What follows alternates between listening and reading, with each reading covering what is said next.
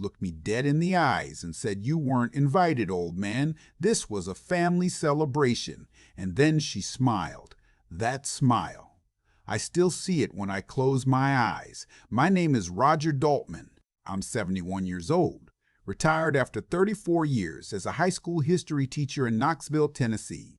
I live alone in the same house where I raised my son after his mother, Patricia, passed from ovarian cancer 11 years ago. I mow my own lawn. I cook my own meals. I drive myself to doctor's appointments, and I still manage to beat most of the men in my Thursday morning walking group by a quarter mile. I am not a helpless man. But for 3 years, I let myself become one. It started small, the way these things always do. My son Owen had been dating a woman named Serena for about 4 months when he called me from Denver. He moved there for a job in construction management and told me they were serious. He wanted me to meet her. I drove out that October, paid for my own flight, brought a bottle of good Tennessee whiskey and a flower arrangement for the table. Serena was pleasant enough at dinner, laughed at the right moments, called me Mr. Daltman, and said she'd heard so much about me,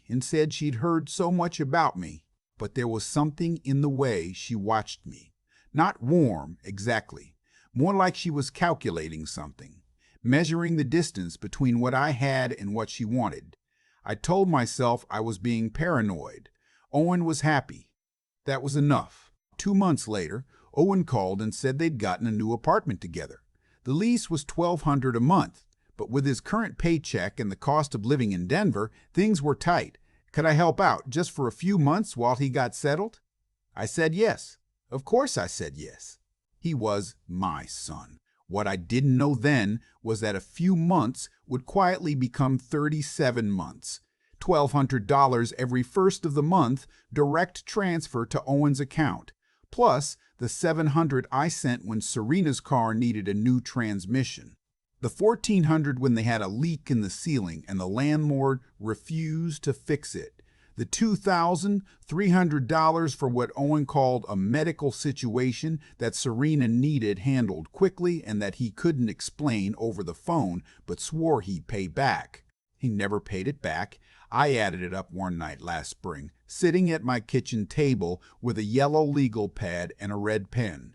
The kind of adding up you do when your gut tells you something's been wrong for a long time, but your heart kept making excuses. $56,400. $56,000 of the retirement money Patricia and I had saved together.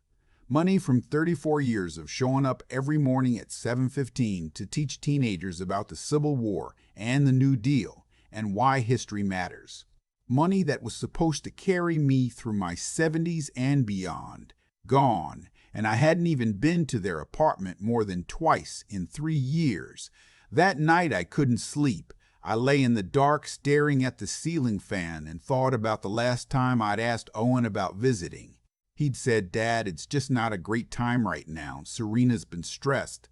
The time before that, "We're kind of in a zone, Dad. Things are busy." There were holidays I spent alone. A Christmas Eve where I called at 8 p.m. and Owen answered clearly in the middle of a party and said he'd call me back. He called back 4 days later. I told myself these things happened, that adult children pulled away, that I shouldn't smother him. Then came the Tuesday in March when I called Owen's cell to ask about something simple, whether he'd want to come home for my birthday in April, maybe spend a few days in Knoxville. He didn't answer. I called the apartment landline. Serena picked up. "Owen's busy," she said. No greeting. No hello. Just that. I told her I just wanted to ask about my birthday, whether they thought about coming to visit. There was a pause. And then she said, very clearly, very slowly, like she was explaining something to someone who didn't understand English.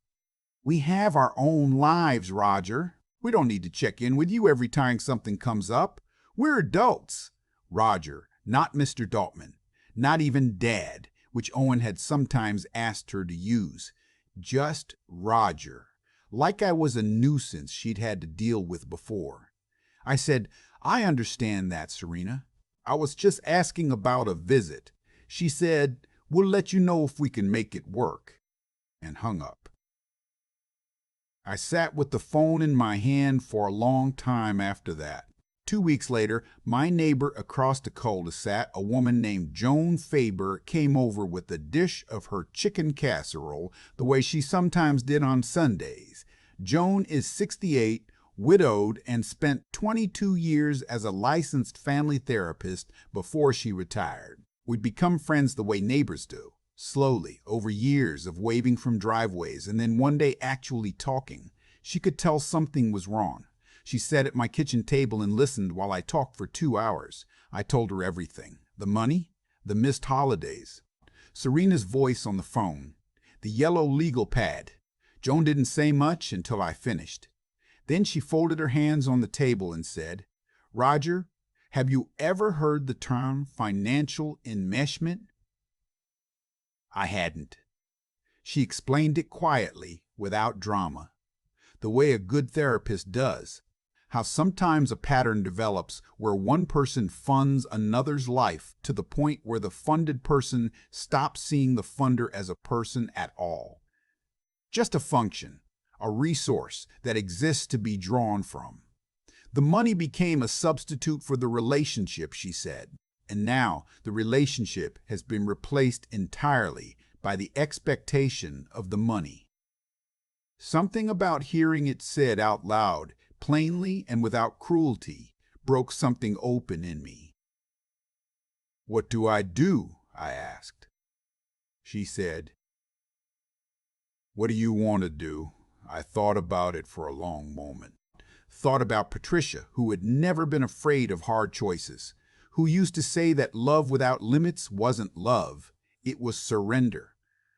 "I want my son back," I said, "but not like this." That night I called my bank and set an alert to review the automatic transfer before it processed at the start of next month. I didn't cancel it yet. I wanted to see what would happen when I simply asked the question first. I called Owen the next morning. He answered this time. "Hey, Dad," cheerful. Distracted, I told him I'd been going over my finances, that I needed to talk with him about the monthly transfer, whether it was still necessary, whether things had stabilized enough for him to cover the rent himself at this point. A long silence. Then, "Dad, we kind of depend on that. You know that." I said I understood, but that I was asking whether we could sit down together and look at his budget, see what options there might be. Another silence. And then I heard Serena's voice in the background, low and sharp. Owen's responses changed immediately. His voice went from flat to tight. "Look, Dad, this isn't a great time. Can we talk about this later?" "Sure," I said. "Call me whenever you're ready." He didn't call. On the 1st of the following month, I let the transfer sit unprocessed. 1 day passed. 2 days. On the 3rd day, my phone rang at 7:40 in the morning. It was Serena. "The rent transfer didn't come through," she said. No preamble. No good morning. I said I knew that I'd been waiting to hear from Owen so we could talk. "Owen doesn't have time for this," she said. "We have a system. You transfer, we cover the rent, it works. You don't get to just decide to change the system because you're feeling sensitive about something." Sensitive. Like my concern about $56,000 and 3 years of near silence was a mood I needed to manage. I said very calmly, "Serena, I'd like to speak with Owen." "Owen agrees with me." "Then let him tell me that." There was a sound, a door slamming somewhere, and then Owen's voice, tired, cornered sounding. "Dad, we really need the transfer. Can you just do it?" "We'll talk later," I said. "Owen, I love you, and because I love you, I'm not sending money today. Call me when you're ready to actually talk." I ended the call and turned off the ringer. What came after that was 3 days of silence on their end, followed by 48 hours of the opposite. Text from Owen at 2 in the morning. Calls from a number I didn't recognize that I let go to voicemail. It was Serena calling from a friend's phone. One voicemail that I saved, where her voice was not pleading but cold.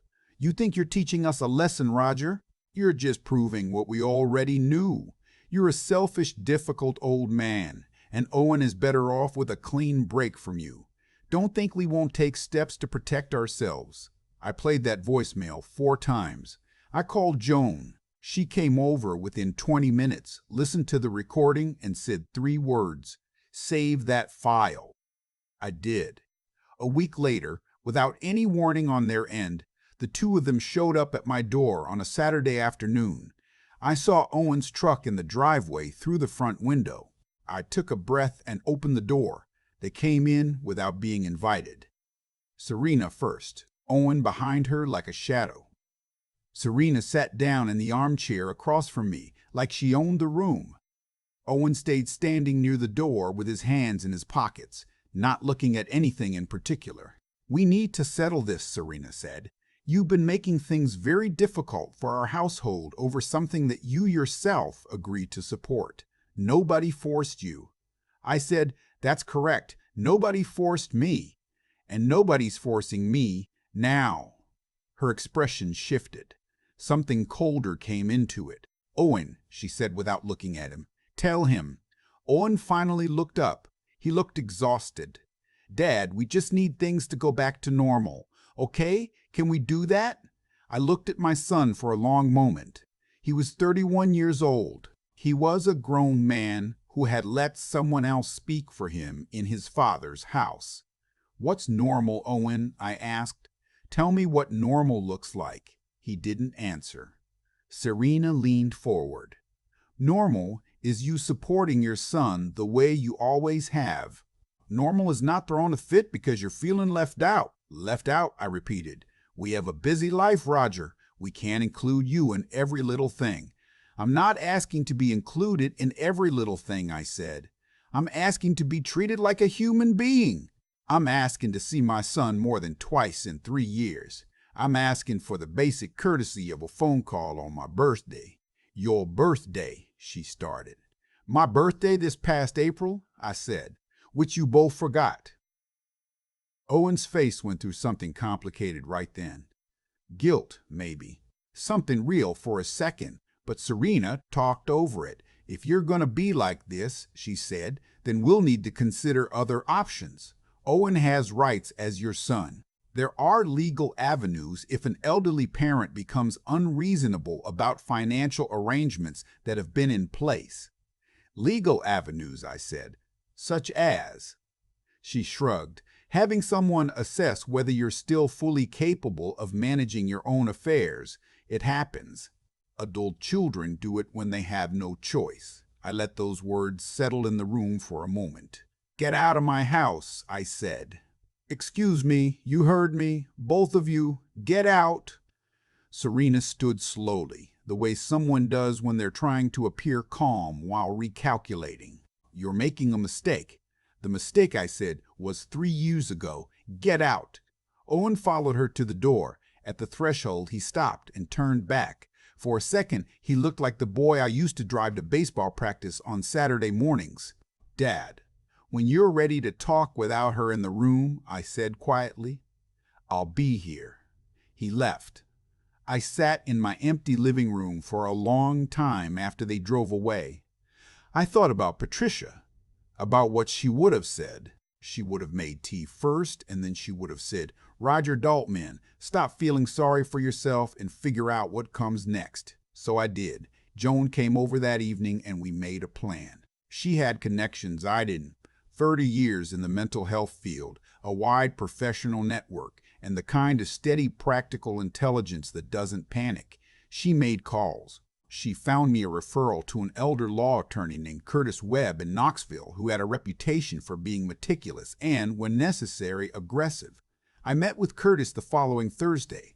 He had an office on Gay Street, 2nd floor, walls lined with diplomas, and the kind of quiet that means business. He reviewed the voicemail recording, the text messages, my bank records showing $56,000 in transfers over 37 months, and a written account I prepared of every incident I could document. When he finished reading, he put down the papers and looked at me over his glasses. "Mr. Daltman," he said, "I want you to understand something clearly. What has been said to you constitutes elder coercion. The threat to initiate a competency proceeding to maintain financial control over you is, under Tennessee law, a serious matter. That recording alone is significant. I asked him what our options were. He pulled out a yellow notepad, funny, same color as mine, and started writing. First, he said, we send a formal cease and desist letter to your daughter-in-law and son regarding any further threats or harassment. That creates a legal record. Second, we file a civil complaint to recover the funds transferred under financial coercion. Not all of it, but there's a solid argument for the last 12 months at minimum, and potentially more, given the documented pattern. Third, depending on what else we find, we may have grounds for additional action. I asked what he meant by what else we find. He looked at me steadily. In my experience, Mr. Daltman, when someone is as systematic as what you're describing, the control, the isolation, the financial extraction, there is usually more going on than what's visible from your vantage point. I'd like to do a background check on your daughter-in-law, with your permission. I gave it. What Curtis's investigator turned up over the next 10 days changed everything. Serena's last name wasn't, as Owen believed, Fontaine. That was her mother's maiden name, which she'd apparently started using informally sometime in her mid-20s. Her legal name was Serena Greer, and under that name, there was a civil judgment from 2019 in Colorado. A former landlord who had sued and won a case involving a pattern of fraudulent rental arrangements, subletting without authorization, and collecting money from a subtenant while pocketing it. A small case, $4,000, but documented.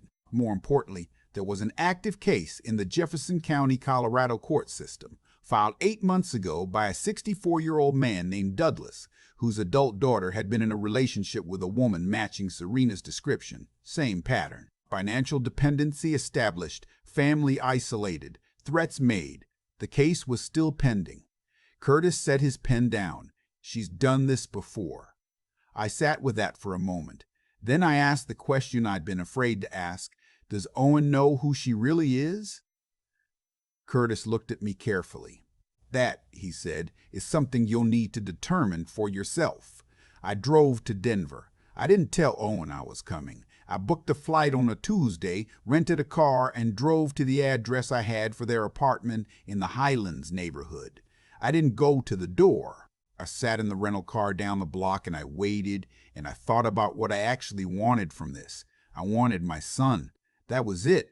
Underneath all of it, $56,000 in voicemails and legal strategy and everything else, I wanted my son back, the one who used to call me on Sunday afternoons just to talk, who drove back to Knoxville one December in a snowstorm because I'd had a minor surgery and he didn't want me to be alone overnight. That son still existed somewhere. I had to believe that. Owen came out of the building at 12:15, alone. He walked to a coffee shop 2 blocks away. I followed. I walked in and sat down across from him at his table. He stared at me. For a long moment, he couldn't speak. Dad, what are you? How did you? I need to talk to you, I said, without her. I need you to listen to me for 10 minutes. Just 10 minutes, Owen. That's all. Something moved across his face. He looked at the door. He looked back at me. He said, okay. I told him everything, not angrily, not with accusations. I laid it out the way I'd lay out a lesson for my students. Here are the facts. Here is the timeline. Here is what they mean. I told him about the background check, about Serena Greer, about the Colorado judgment and the Jefferson County case. I put Curtis's summary on the table in front of him and I let him read it. He read it twice. When he looked up, his eyes were red. I didn't know her real name, he said quietly. She told me her name was legally Fontaine. I know, I said.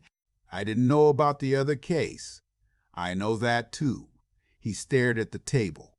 She told me that you'd become controlling, that the money was something you offered freely and then held over us. She made it sound like you were trying to manipulate me through the finances. Owen, I said, I just want to ask you one thing.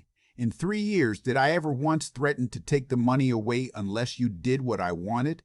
Did I ever use it as leverage? He was quiet for a long time. No, he finally said, you didn't. She did, I said. That's the difference. We sat in that coffee shop for almost 2 hours. Owen cried twice. I almost cried once. He told me things I hadn't known, how Serena had gradually, methodically cut off most of his friendships, how she monitored his phone, how she'd convinced him that his instinct to call me to come home was codependency that he needed to work through, how she'd framed every natural impulse toward his own father as some kind of psychological weakness. He'd been isolated too, just differently. I called Curtis from the car afterward and told him what Owen had told me. Curtis was quiet for a moment, and then he said, "That changes the legal picture somewhat. Your son may actually be a witness, not a co-respondent." 2 weeks later, with Owen's cooperation, Curtis filed the civil complaint. Serena Greer, not Fontaine, was served at the Denver apartment. The complaint covered financial coercion, fraudulent misrepresentation, and elder harassment. The voicemail was attached as Exhibit A. When she was served, she called Owen 17 times in 2 hours. He didn't answer. Then she called me. Once. I let it go to voicemail. In the message, her voice was different than it had ever been with me. Not cold. Not calculating. Something raw underneath it. She said I was destroying everything. She said Owen would never forgive me. She said I was a bitter old man who couldn't stand to see his son have his own life. I saved that voicemail too.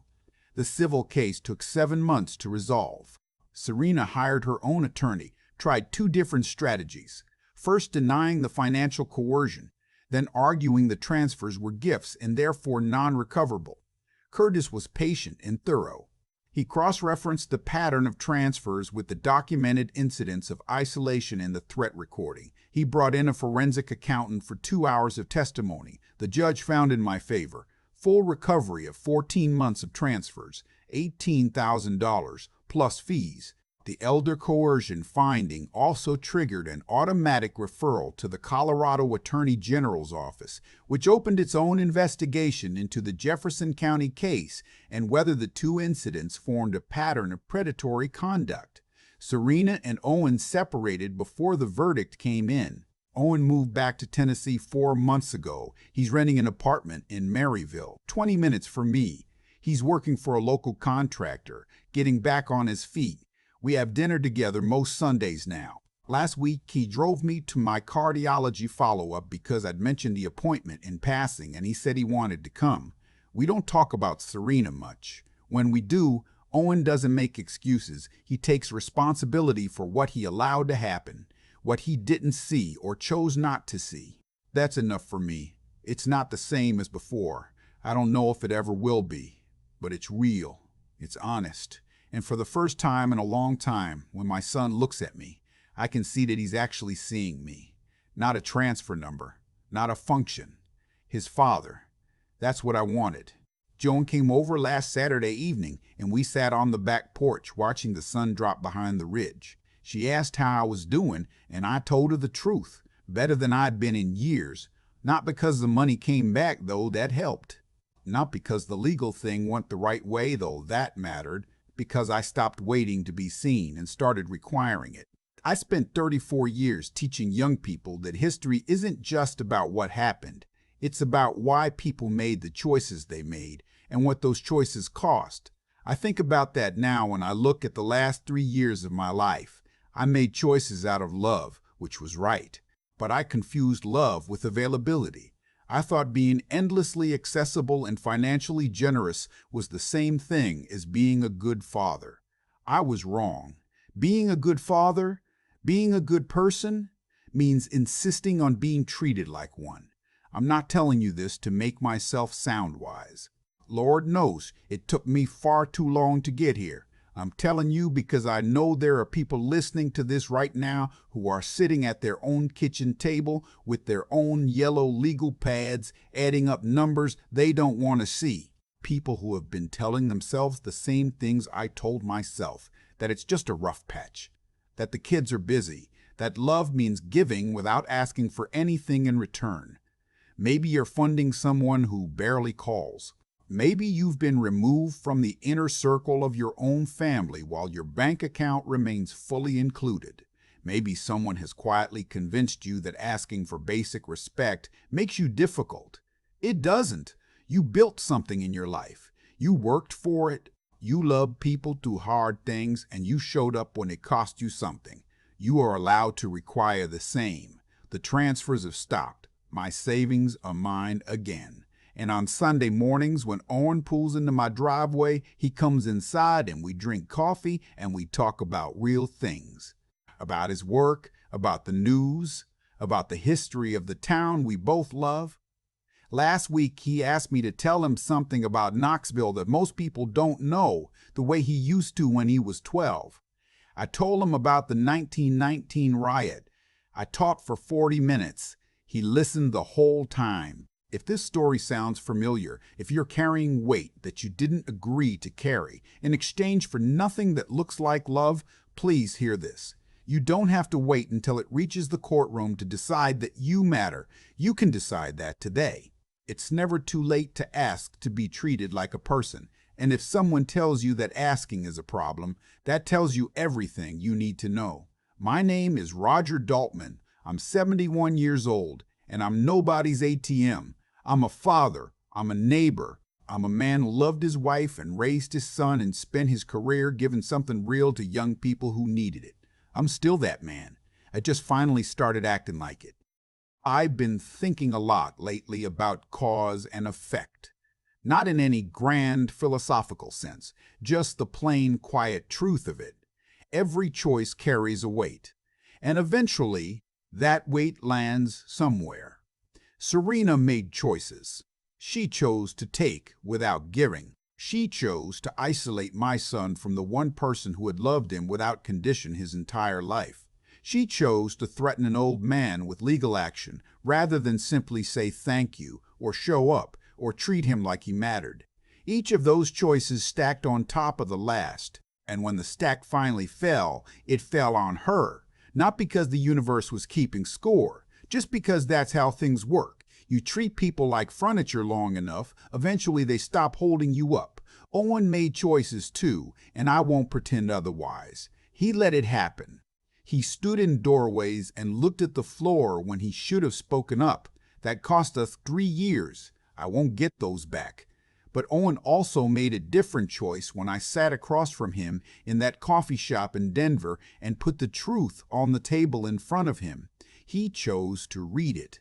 He chose to stay in the chair. That choice is why he's sitting in my driveway on Sunday mornings now, instead of somewhere I can't reach him. And I made choices. I chose to keep sending money when my gut told me something was wrong. I chose to tell myself it was love when really it was fear. Fear of losing the last piece of my family. Fear of being the difficult one. Fear of that particular loneliness that comes when your child stops needing you. Those choices cost me $56,000 and 3 years of my own dignity. I own that. What I learned from all of it isn't complicated. I spent 34 years trying to teach young people that wisdom isn't something you're handed. It's something you earn by paying attention to what's actually happening instead of what you wish were happening. I wasn't following my own lesson. I was looking at Serena's version of our family and calling it real because I needed it to be. Tree to a hacks, real intelligence, the kind that actually helps you, isn't about being smart. It's about being honest with yourself when honesty is uncomfortable. I wasn't honest with myself for a long time. Joan was the one who finally handed me the mirror. Curtis was the one who showed me I had legal ground to stand on, but neither of them could make me look. That part I had to do myself. And the courage piece. I used to think courage was dramatic, something you needed in a crisis. What I know now is that most real courage is quiet. It's canceling a bank transfer when your hands are shaking. It's driving to Denver without calling ahead because you need to look your son in the eye. It's sitting in a law office and saying out loud, for the first time, that someone took advantage of you and not being ashamed of it. If you're somewhere in the middle of what I went through, I want you to hear this plainly. The situation you're in right now is not proof that you failed. It's proof that you loved someone and they used that against you. Those are not the same thing. Loving generously is not a flaw. Refusing to examine the cost of that love, that's where things go sideways. You still have time to look. That's the only thing I know for certain. It is never too late to require honesty from the people you love, starting with yourself.